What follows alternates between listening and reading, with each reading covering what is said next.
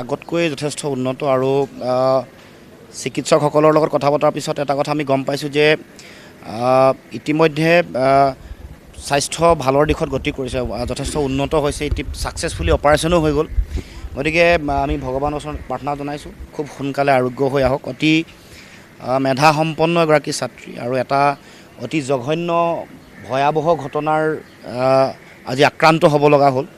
আৰু এই এনেকুৱা ধৰণৰ ভয়ংকৰ যিবোৰ পৰিস্থিতি বা এনেকুৱা ধৰণৰ দিনে দিনে যিবোৰ নাৰকীয় ঘটনা, এই ঘটনাবোৰক নিয়ন্ত্ৰণ কৰিবৰ কাৰণে আৰু যিসকল অপৰাধী কঠোৰৰ পৰা কঠোৰতম শাস্তি বিহিবৰ কাৰণে চৰকাৰৰ ফালৰ পৰা অতি শক্তিশালী ব্যৱস্থা লাগিব। নহ'লে আমি দেখিছোঁ যে শেহতীয়াকৈ এনেধৰণে অতি বৰ্বৰ নাৰকীয় যিবোৰ আক্ৰমণৰ যিবোৰ ঘটনা, এইবোৰ দিনে দিনে বাঢ়িবলৈ ধৰিছে।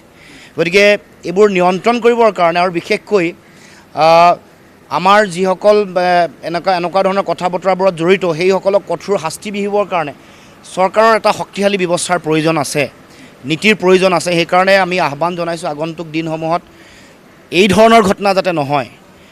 দিনে দিনে বাঢ়ি অহা অপৰাধ প্ৰৱণতা, এনেকুৱা ধৰণৰ অপৰাধজনিত যিবোৰ কথা বতৰা, এইবোৰক কঠোৰ হাতেৰে দমন কৰিবৰ কাৰণে চৰকাৰে ব্যৱস্থা গ্ৰহণ কৰিব লাগিব।